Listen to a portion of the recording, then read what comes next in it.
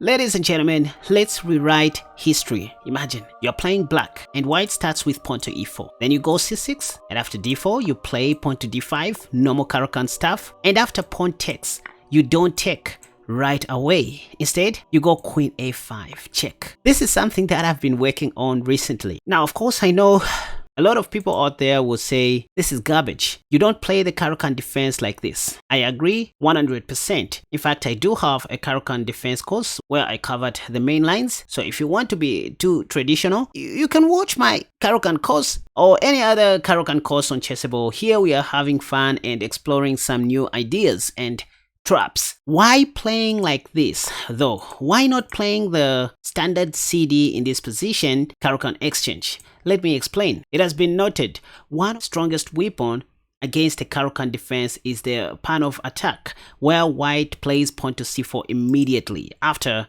CD, CD, and then pawn to c4. There are some grandmaster lines in this position where they recommend to play bishop e6, developing pieces unnaturally. And as black, you need to be extra careful in this position and know exactly what you're doing. For example, if you just play the move knight c6, grandmasters believe that this doesn't go well for black in the long run, especially after CD and queen takes, because oftentimes white gets a lead in development. For example, there's even this one nasty trap that black players should know after knight f3. If you just go ahead and play bishop g4 thinking you are pinning the knight to the queen, in this position white can even play knight c3, and this is where things start getting crazy in the pawn of attack. You need to know what you're doing. If you play queen d8, white has pawn to d5, and say you go knight e5, in this position they can even take on e5 like this, knowing that on the next move they're going to get back some material. You see, this is just one of those nasty traps to be aware of in the pawn of attack. And of course, as I said, after c4, the move that is widely accepted by grandmasters is knight f6 in this position. You need to remember to start with your king's knight first before developing your queen's knight, which doesn't make sense to me. In other words, you continue playing like a robot. After knight c3, that's when you develop your queen's knight. And if bishop g5, this is what I was talking about. Theory states you need to remember to play bishop e6. The thing is, if you play pawn to e6, again you are going to block the vision of your light squared bishop, which is why bishop e6 is preferred. But hold on, let me ask you a question. Is this the kind of chess you signed for, where you're just defending passively from the word go, breaking some principles, putting your minor pieces in front of the underdeveloped pawns, and that? Nope. And so to avoid facing the pawn of attack in the Caro-Kann defense, I started working on this weird line where you go queen a5 check first. And I believe this is beginner friendly. If white plays bishop d2 in this position, now you simply take back on d5 with your queen. Point is, at least this time we won't see pawn to c4, the pawn of attack, due to queen takes d4. Simple chess. Anyway, what if white plays knight f3? Because of course knight c3 again runs into queen takes. So knight f3 before playing pawn to c4. Now it makes sense for us to go bishop g4. And after knight c3, while there are so many things I can do, such as bishop takes and queen e6 check to equalize the game quickly, I love queen h5 for a reason. First, pawn to h3 will be a 1-0 move because that pawn will be pinned to the rook. So if something like bishop e2 happens, my argument is I'm very fast in development on the queen side.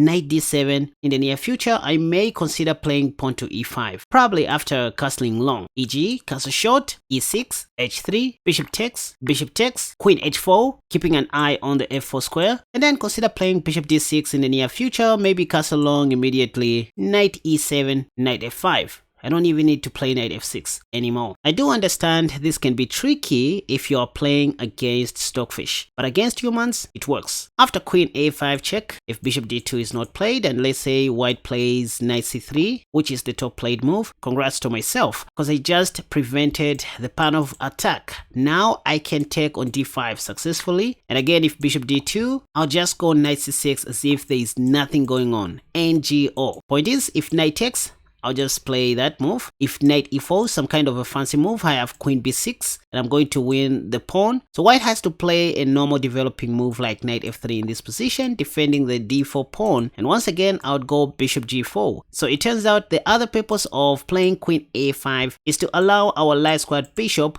to be developed peacefully. Now you know, if pawn to h3, as always, you want to get rid of the light squared bishop and then continue playing normal chess in this position. There are so many good things you can do. For example, e6 and knight f6. You don't just want to forget about your opponent's threats, by the way. Being a good chess player, you need to realize that if you castle long in this position, maybe white will play knight b5 and you will be in hot soup. So what I would do in this position is to play something like pawn to e6 or knight f6, so that if knight b5 now comes, I can safely play queen back to d8 or queen b6, since I'm attacking something, right? Even the knight. If bishop f4 trying to do some tricks on the c7 square, I would play rook c8. In the process, I'm developing my pieces indirectly. As you can see, f4, I have s6. The knight has to go back. For example, if this happens, now I have knight takes d4. See who's attacking now. So it is the simplicity that I'm talking about. At the end of this, let me not do much of the talking and let action speak. So what I'm going to do is to play at least 1 or 2 games on lichess and see how my opponents are going to respond to my dubious Caro-Kann. Not for the faint of hearts. So my man, if you don't want to see bloodshed on the board, in the words of Beyonce, to the left, to the left. And hey, don't just watch. That's not encouraging at all. To keep this channel alive, you can simply share this video, hit the like button, and subscribe if you haven't already. And if you have nothing to say, just type "Thank you, Caspa" in the comment section down below. Lastly, if you want to go through my study PGNs, such as the one I'm using in this study, you can visit my Patreon page. The link is in the comment section down below.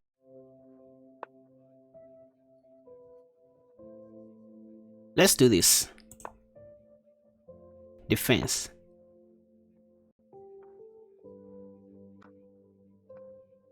What move can I play?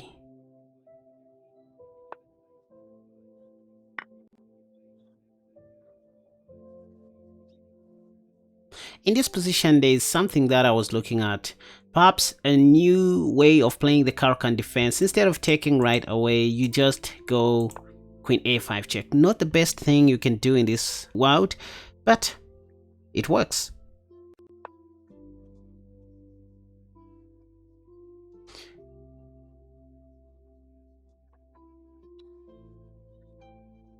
Now this is when you take back. So I play this line sometimes if I want to avoid the pan of attack, one of the strongest responses to the Caro-Kann or against the Caro-Kann. Now knight f6 is a strong move in this position. My queen is not doing anything on a5. It already served its purpose of supporting the d5 pawn. So the ideal square for this queen is the c7 square, also stopping bishop f4 in some lines, if you think about it.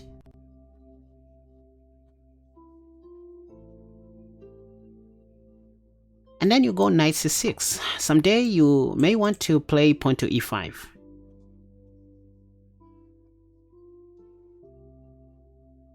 If not for this light squared bishop on d3, I was going to develop my light squared bishop and then play e6, then bishop d6. Now, because of this bishop on d3, it makes sense for me to go g6. Slow development on the king side, you will never go wrong. The h rook must sit on e8 before playing pawn to e5. Once the dust settles, you want to centralize your rook and start pawn storming. Look how well defended my position is. This is how you want to play the Caro-Kann defense if you don't want to face the pan of attack.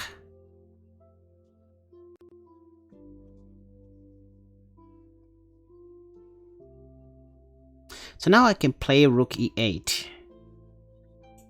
safely.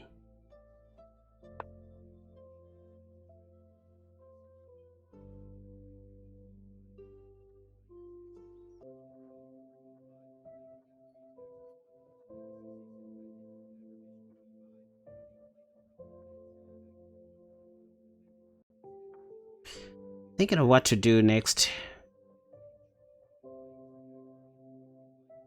I actually want to play knight d7 before playing pawn to e5. So here's the line I was thinking about. Pawn to e5, pawn takes, knight takes, knight takes. The problem was this move, bishop f4. Bishop f4 was going to pin my knight to the queen. That's why I chose to play what? Knight d7. Let's see what my opponent has played. Bishop c2, kind of a waiting move. Now it is safe for me to play this, I guess.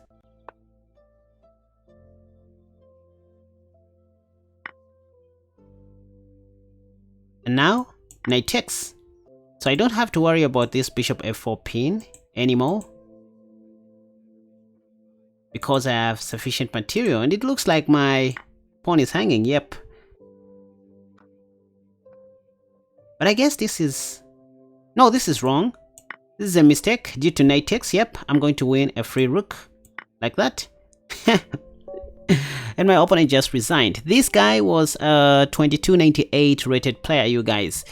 God, this is great. So once again, this wasn't the best Caro-Kann line. Let me just say it's my better version of the Caro-Kann. It's something that I'm experimenting recently, especially if I want to avoid the pan-off attack. So let me know what you guys think about this. By the way you support this channel is by joining one of our membership tiers on Patreon, or simply buying my courses at www.KaspaChess.com or on my Patreon page. That really helps.